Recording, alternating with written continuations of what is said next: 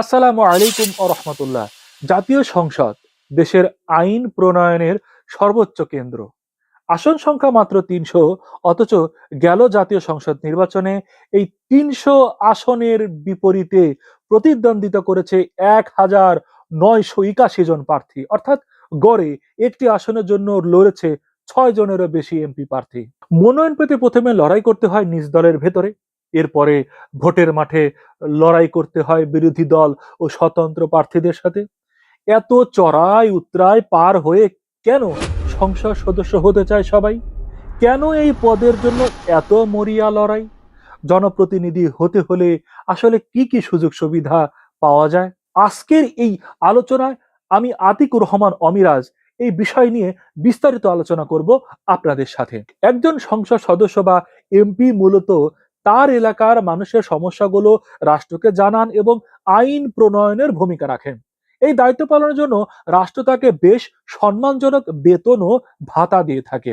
একজন সংসদ সদস্য প্রতি মাসে মূল বেতন পান ৫৫,০০০ টাকা।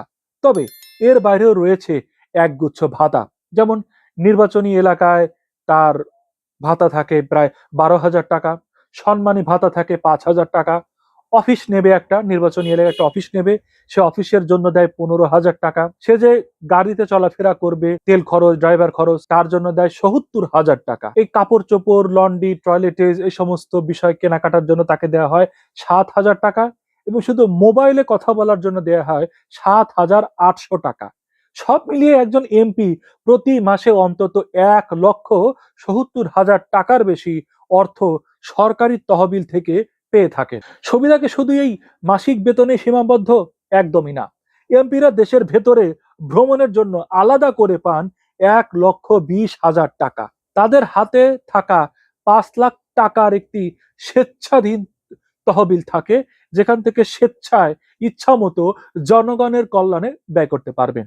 সবচেয়ে বড় আকর্ষণ হলো শুল্কমুক্ত ট্যাক্স ফ্রি গাড়ি আমদানির সুবিধা, যেখানে অন্য মানুষ যারা ব্যবসায়ী যারা রয়েছে, ধনী মানুষ যারা রয়েছে, তারা গাড়ি কিনতে গেলে ট্যাক্স দিতে হয়, কর দিতে হয়। সেখানে একজন এমপির এই ধরনের সকল ব্যাপার থেকে সে মুক্ত, সে শুল্কমুক্ত গাড়ি আমদানি করতে পারে। এছাড়া সংসদ ভবন এলাকায় বিলাসবহুল এমপি হোস্টেলে থাকার সুযোগ তো তার রয়েছেই। এবার আসা যাক মন্ত্রীদের প্রসঙ্গে।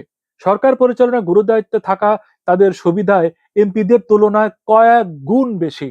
২০১৬ সালের আইন অনুযায়ী প্রধানমন্ত্রীর মাসিক বেতনই ১,১৫,০০০ টাকা, সাথে বাড়ি ভাড়া বাবদ ১,০০,০০০ এবং দৈনিক ৩,০০০ টাকা ভাতা পান। একজন পূর্ণমন্ত্রী, ডেপুটি স্পিকার কিংবা বিরোধী দলীয় নেতা বেতন ১,০৫,০০০ টাকা, আর প্রতিমন্ত্রীরা পান ৯২,০০০ টাকা।